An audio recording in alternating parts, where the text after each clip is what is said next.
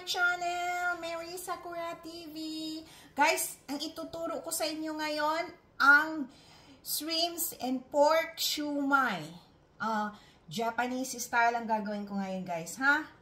Oh, meron tayong ground pork na merong taba. Mas maganda yung belly yan. Ito, lagyan nyo ng shrimps. Ngayon, onion, carrots. Ito, kung wala kayo nito, nira, ano to eh, dahon ng garlic. Pero mahirap hanapin to, garlic. Pwede na rin, optional lang to, ha? Meron tayong ginger. Meron tayong crushed na garlic. Ito ginagamit ko. Ngayon, ang gagamitin natin is yung, hindi yung normal na wrap, kundi rice wrap. Tuturuan ko kayo kung paano ito gagawin. Okay? Ibabasain nyo muna, tapos i-slice nyo.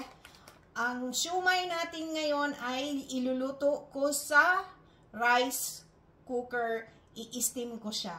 Okay? Ngayon, may start na tayo. Ang unahin ninyo is yung itong shrimps. Kasi haluan natin ang shrimps. Pino-pino ang hiwa ng shrimps.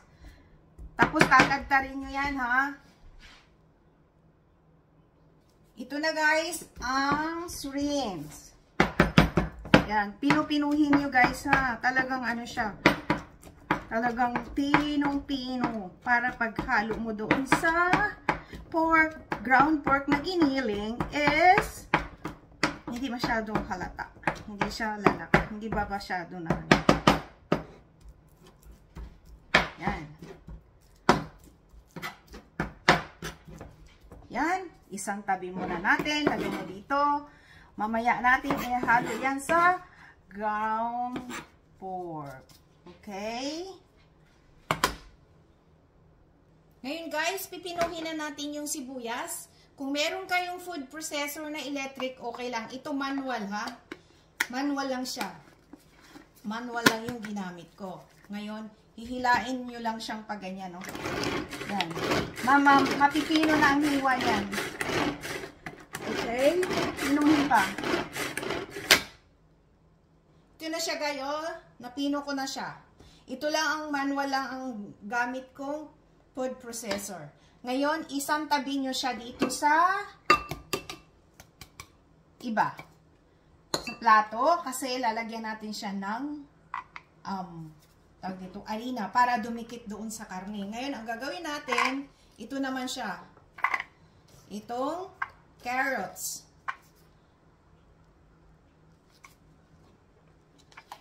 Lagay nyo dito sa food processor na manual lang. Yan. Tapos, hihilain nyo lang pa ganyan.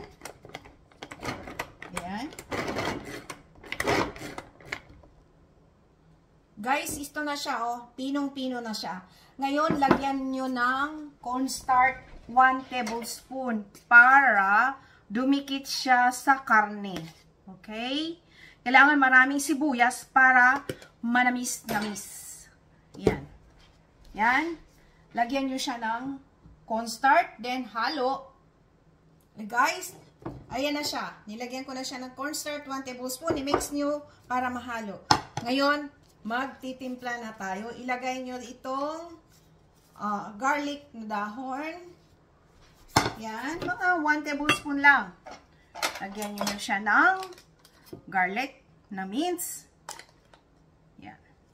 1 tablespoon. Lagyan mo siya ng half tablespoon na sesame oil. Yan. Depende sa panlasa nyo. Kailangan. Kung gusto nyo marami, okay lang. Pepper. 1 tablespoon na soy sauce. Kaunti lang palang soy sauce. Ang gagawin nyo is, wait lang.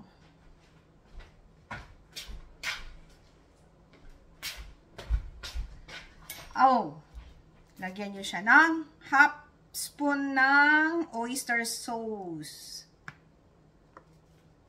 Okay? And Japanese sake. 1 spoon. 1, 2. Ano kasi ito eh? tablespoon lang siya. And, lagyan nyo siya ng asin. Okay. Asin. Asin. Okay. Sesame oil. Kaunting sesame oil. Nalagyan na pala kanina, no? Okay.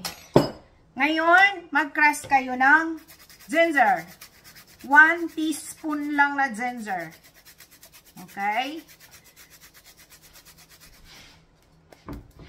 At dito nyo na ilagay ang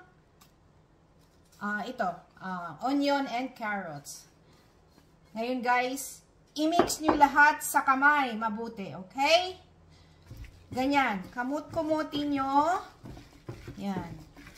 Tapos na kumut-kumut niya, ibabad nyo muna, i-marinate nyo muna bago kayo magbalot is mga 20 minutes, 30 to 20 minutes para mag-absorb ang lasa niya ng mga ingredients sa loob ng karne.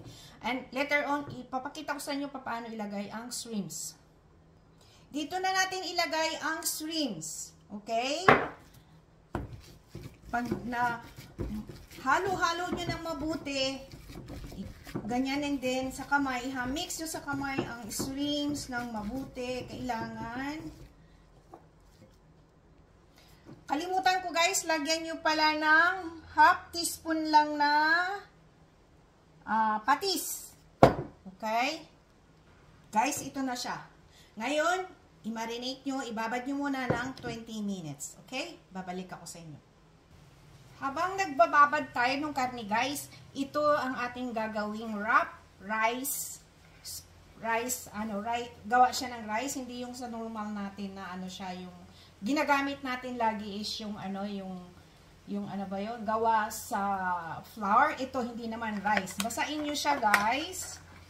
Yan, basain nyo siya. Yan, basain nyo siya. Yan. Ngayon, pag nabasa na, medyo, punas-punasan nyo ng konti sa tubig, okay? Ngayon, hiwain nyo, slice nyo siya. Guys, ito na yung wrap natin. Ngayon, ang gagawin nyo para hindi kayo mahirapan, gupitin nyo ng 4, basain nyo ng tubig, gupitin nyo ng 4, pero yung kamay nyo, lagyan nyo ng oil. Ngayon, ang ginagawa ko ito, yan. Lahat yan sila, lalagyan ko ng giniling, yung binabad natin. Ito siya. Mga 1 tablespoon lang ang ginagawa ko para madali siya ibalot. Yan. Ngayon, mayroong technique dyan. Ito gawin ko, ha? I-wrap nyo ganyan, iganyan nyo siya, iganyan nyo, ganyan na siya. Bilog na siya, di ba? Yan. Bilog na siya. Yan. Ngayon, syempre, ang siumay, di ba, lumalabas. Kailangan may lumabas siya ng, dito, sa gitna. Ang ginagawa ko dyan, ginugupit ko. Okay? Ginugupit ko siya, yung sobra, at, ayan na. Yeah, medyo bukas na siya. Ibubukas mo na siya ng konti. Ganyan. Yan. Gupitin pa natin, ha? Para makikita natin yung laman. Ayan na. Yan. Bilog na yan siya. Katulad nito, ginawa ko. And then, lagyan nyo siya ng shrimps na maliit na pinuto nyo. Isaw-saw sa cornstarch. Ilagay nyo dito sa ibabaw. Para malaman nyo siya na shrimps para siya. Hipon pala siya. May hipon pala siya. So, ganyan ang gagawin ninyo. Parang ganito. Yan. Yan. Lagay nyo dyan sa ibabaw. Yan. Okay? Ngayon, tuturuan ko kayo paano mag-steam yan. Talagang grabe pala to. Grabe siya. Tagal. Ngayon, guys, i-steam na natin siya. Pero, lagyan natin siya sa ilalim ng cabbage para yung sweet, yung bang amay, yung bang ano ba yun? Yung lasa ng cabbage ay mapunta dito sa, mag-absorb sa inyong siumay. Ayan na, ilalagay ko na, ha? Wait lang, ha? Ito na siya, guys. I-steam nyo na siya ng 40 minutes. medyo hindi lang siya pare-pareho ng size kasi lutong bahay naman yan, ha? Ito kasi first time ko rin, pang second time ko nang ginawa itong rice wrap. Okay? 40 minutes, balikan ko kayo. Habang nag-aantay tayo guys, medyo malapit na siya maluto. Gawa tayo ng sauce. 1 tablespoon ng vinegar and 1 tablespoon ng soy sauce. Pero naglagay ako ng crushed na luya para medyo siya masarap. At lagyan nyo siya ng manghang. Sili. Dry sili ito eh. Wala akong fresh. Yan. At lagyan nyo siya ng spring onion. Yan. Ito na ang ating sauce. Habang nag-aantay tayo.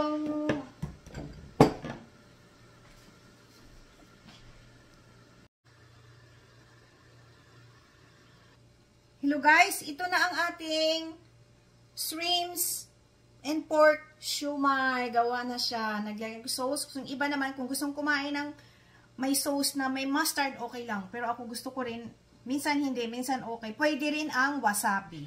Okay? Tikman na natin. Guys. Look at that.